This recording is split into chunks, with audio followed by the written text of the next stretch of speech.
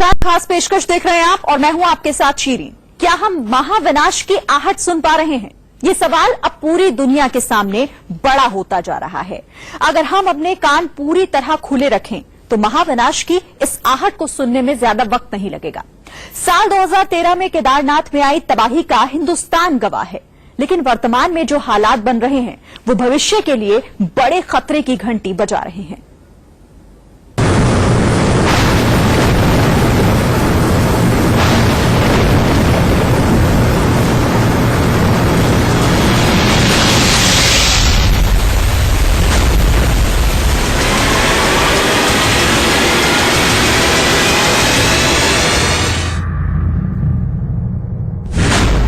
केदारनाथ से भी बड़ी तबाही की आहट।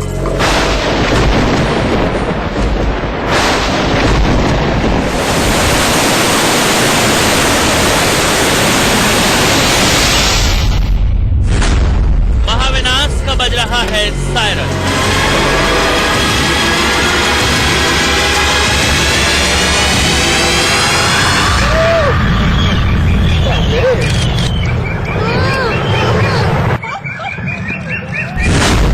धरती के डूब जाने के मिल रहे हैं संकेत।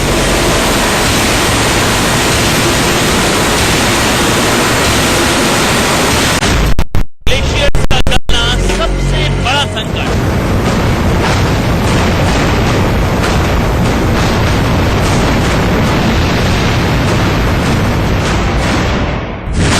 दो 2035 तक हिमालय में बड़ा परिवर्तन।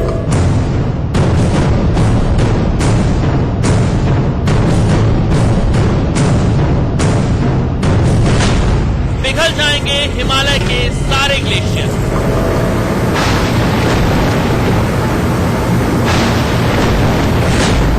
समुद्र के जल में होगी बेतहाशा बढ़ोतरी।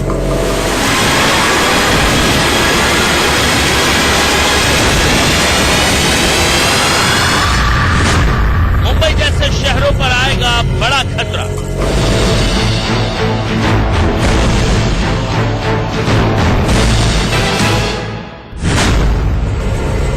न्यूयॉर्क, लंदन और पेरिस भी संकट।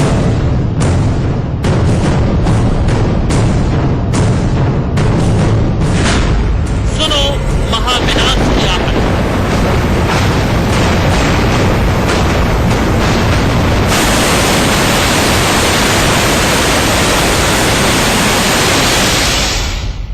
साल 2050 तक हिमालय से ग्लेशियर के गायब हो जाने का खतरा अब हर दिन बढ़ता जा रहा है।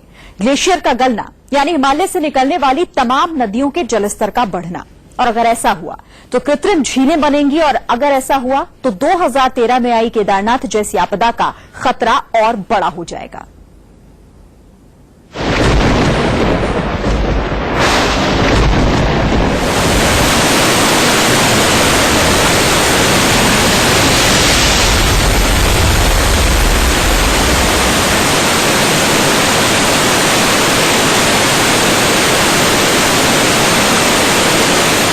साल 2013 में केदारनाथ धाम में आई इस तबाही को हर किसी ने देखा।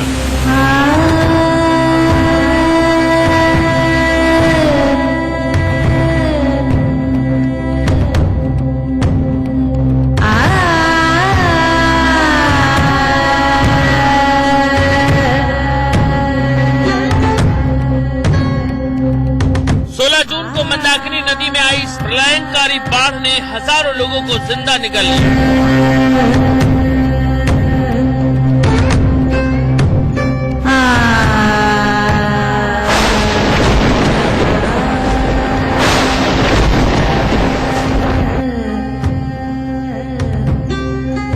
दो दिन की इस बारिश और बाढ़ ने लोगों को ऐसी प्राकृतिक आपदा के दर्शन करा दिए जैसी कि वो सपने में भी नहीं सोच सकता था।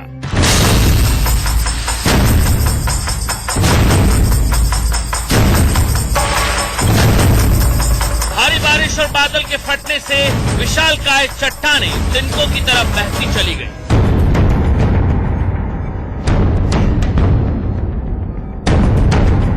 सरकार, प्रशासन और पूरा देश इस तबाही को देखता रहा, लेकिन उसके सामने इसे सिर्फ झेलने के अलावा कोई चारा नहीं था। घुटनों के बल खड़ा था इंसान इस आपदा के आगे।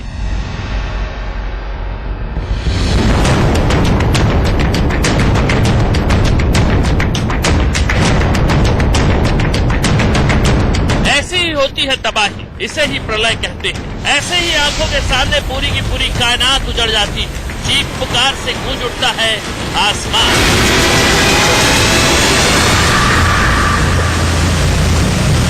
कौन है जिम्मेदार इसके लिए? सवाल बड़ा है, लेकिन इसका जवाब बिल्कुल सीधा है। इन तबाही के लिए हम खुद जिम्मेदार हैं। क्यों और कैसे? इन तमाम सवालों के जवाब आपको हम बताएंगे। लेकिन जो खबर हम सबके लिए आज बड़ी है वो ये कि महाविनाश का काउंटडाउन शुरू हो चुका है। हमारी आंखों के सामने हम इस धरती और दुनिया को तबाह होते देखेंगे।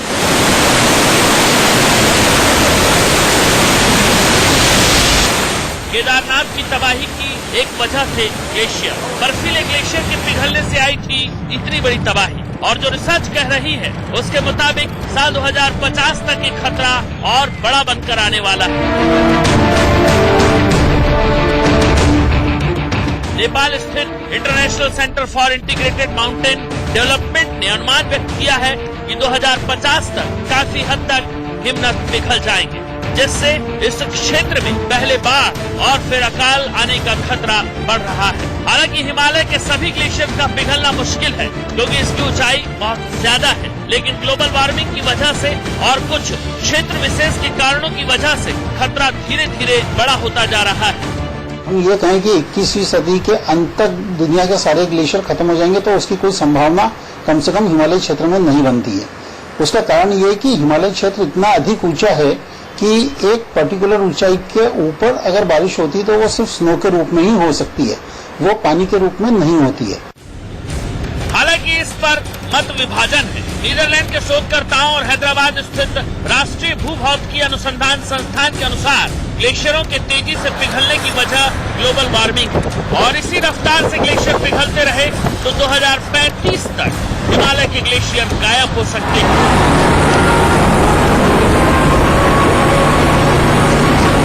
सन 1850 के करीब औद्योगिक क्रांति से पहले की तुलना में धरती 1 डिग्री गर्म हुई है। वैज्ञानिकों को डर है कि उनके द्वारा तय 2 डिग्री की सीमा को 2100 तक बचा पाना संभव नहीं है और अगर ऐसा हुआ तो एशिया में ग्लेशियरों का अस्तित्व को बचा पाना लगभग नामुमकिन है।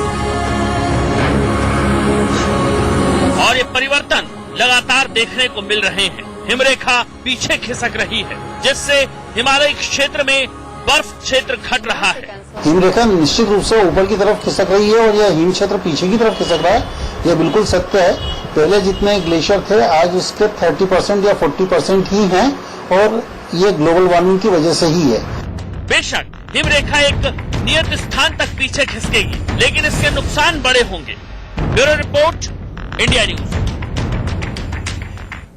अगर आप गंगोत्री गए हो तो आपको ये मालूम होगा कि वो अपनी जगह से धीरे धीरे पीछे खिसक रही है और इसकी बड़ी वजह हिमरेखा के पीछे खिसकने के साथ साथ इस इलाके में इंसानी आबादी की दखल भी है। लगातार हो रहे इन परिवर्तनों का असर तो आपको तुरंत नहीं समझ आएगा, लेकिन धीरे धीरे ये परिवर्तन एक बड़ी विनाशकारी लीला की तरफ आपको धकेल रहा है।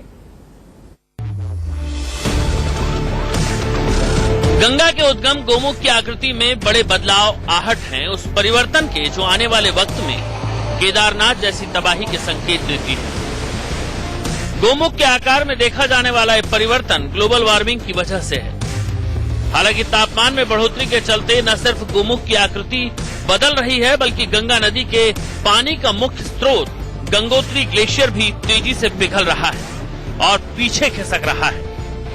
हैरानी इस बात की है कि गंगोत्री के ग्लेशियर के पिघलने की जो स्पीड है वो दूसरे ग्लेशियर से काफी तेज है।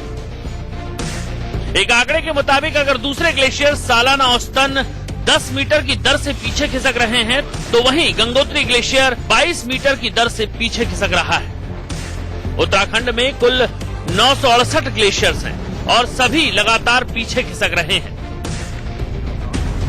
इनमें से गंगोत्री ग्लेशियर केदारनाथ त्रासदी का कारण बने चौराबाड़ी ग्लेशियर्स के अलावा डुकरानी और दुनागिरी जैसे प्रमुख ग्लेशियर्स पर इस वक्त खास नजर रखी जा रही है।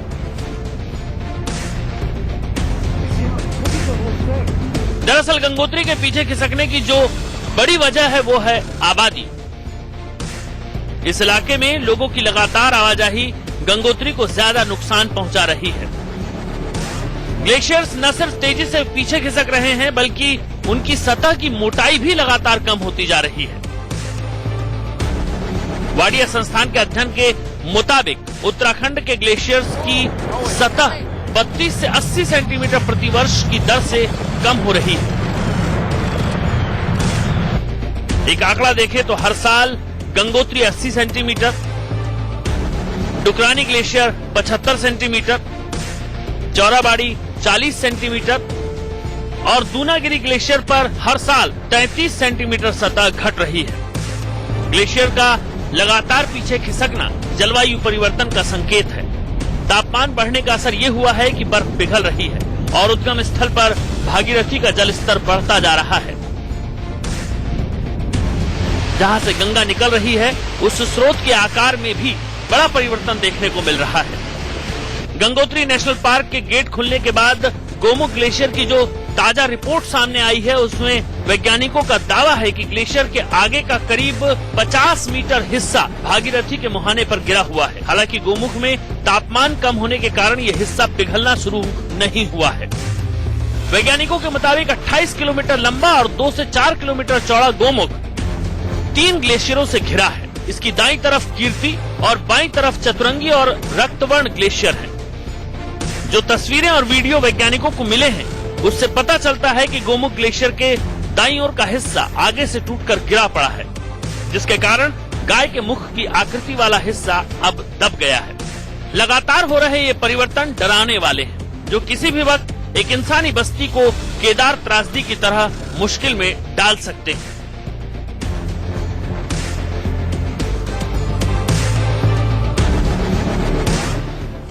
बंगाल की खाड़ी में 70 के दशक में बने एक द्वीप, जिसे भारत में पूर्वांचल और बांग्लादेश में दक्षिणी तालपट्टी के नाम से जाना जाता था, वो द्वीप अब समंदर की आगोश में समा चुका है।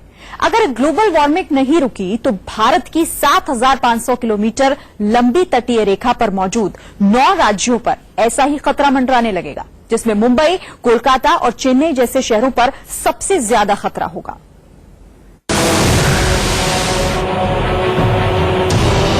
हिंदुस्तान में कभी बारिश के दिनों में सूखा तो कभी रेगिस्तान में बाढ़ की आश्चर्यजनक घटनाएं सामने आई हैं। ये प्रकृति का खेल नहीं बल्कि चेतावनी है कि आने वाला समय जीने के लिए और दुश्वार हो जाएगा। वैज्ञानिकों का मानना है कि ग्लोबल वार्मिंग ऐसे ही बनी रही तो 21वीं शताब्दी में पृथ्वी का तापमान 3 डिग्री से 8 डिग्री सेल्सियस तक बढ़ सकता है। ग्लोबल वार्मिंग जो मेन कारण है ग्रीन हाउस इफेक्ट, वो क्लोरोफ्लोरोकार्बन, कार्बन डाइऑक्साइड और नाइट्रोजन ऑक्साइड गैस के बढ़ने से है। और भारत में अभी भी बहुत ज्यादा इंडस्ट्रियल एक्टिविटीज और इस तरह का ये हम उत्पादन कम होता है। भारत के मौसम की स्थिरता हिमालय से तय होती है, लेकिन पिछले कुछ सालों में हिमालय क्षेत्र में 34,919 ग्लेशियर में से 248 ग्लेशियर पिघल रहे हैं और 18 ग्लेशियर का विस्तार हो रहा है। 155 वर्ग किलोमीटर पर फैला ये ग्लेशियर पिछले 50 साल में करीब 15% सिकुड़ चुका है। कश्मीर में ग्लेशियरों से ढकी जमीन में 21% की कमी आई है। गंगा, जमुना, घाघरा, रावी, सिंधु और दूसरी कई नदियों पर पिघलते ग्लेशियरों से खतरा है। हिंदुस्तान को जिंदगी देने वाली ज्यादातर नदियां हिमालय के ग्लेशियर से ही निकलती हैं। ग्लेशियर के पिघलने से समंदर का जल स्तर भी बढ़ रहा है।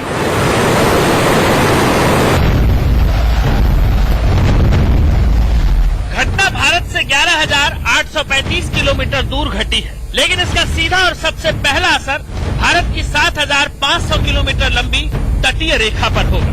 मैप के जरिए देखिए, इस तटीय रेखा पर देश के 9 राज्य गुजरात, महाराष्ट्र, गोवा, केरल, कर्नाटक, तमिलनाडु, आंध्र प्रदेश, उड़ीसा और पश्चिम बंगाल मौजूद है। अगर समुद्र का जल स्तर बढ़ा तो मुंबई, कोलकाता और चेन्नई जैसे महानगर के साथ 66 ऐसे तटीय जिले हैं जिन पर डूब जाने का खतरा ज्यादा है। अंडमान निकोबार और लक्षद्वीप जैसे टापू हैं जिनके अस्तित्व पर खतरा मंडराने लगेगा। बंगाल की खाड़ी में बसे सुंदरवन पर इसका असर होगा। सुंदरवन के कई इलाके डूब सकते हैं। बंगाल की खाड़ी में 70 के दशक में बने एक द्वीप जिसे भारत का पूर्वाशा और बांग्लादेश में दक्षिणी तालपट्टी के नाम से जाना जाता था, करीब 3.5 वर्ग किलोमीटर में फैला ये द्वीप अब समंदर में समा चुका है।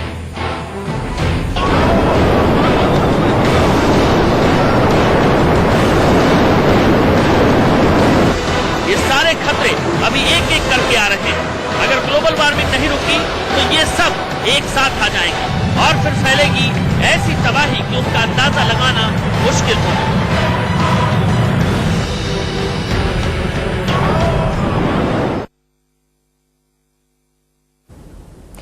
और इस वक्त एक बड़ी खबर आपको बता देते हैं जो कि आ रही है, जहां पर देश की सरकार चिंता रख हमारे क्या कदम उठाएगी। दरअसल ये कहा है और क्या कुछ कहा है आखिर, वो एक बार सुन लीजिए। जलवायु परिवर्तन के संबंध में भारत ने स्पष्ट कर दिया है कि हम पेरिस समझौते की सफलता के लिए प्रतिबद्ध हैं। और ये प्रतिबद्धता किसी लोभ या लालच के कारण नहीं है, किसी भय या डर के कारण नहीं है। ये प्रतिबद्धता हमारी 5000 वर्ष पुरानी संस्कृति के कारण है। और इस विषय में प्रधानमंत्री मोदी ने अपनी ओर से एक अभिनव पहल करके इंटरनेशनल सोलर अलायंस का गठन किया है। सभापति जी, हम समूचे विश्व में शांति की कामना करते हैं। और जब ये कामना करते हैं तो केवल प्राणियों की शांति की कामना नहीं करते, हम अंतरिक्ष की शांति की कामना करते हैं। तो महाविनाश पर सुषमा स्वराज ने कहा कि चिंता कर रही है और इस तरफ कदम भी बढ़ाए जाएंगे। रुक रहे हैं।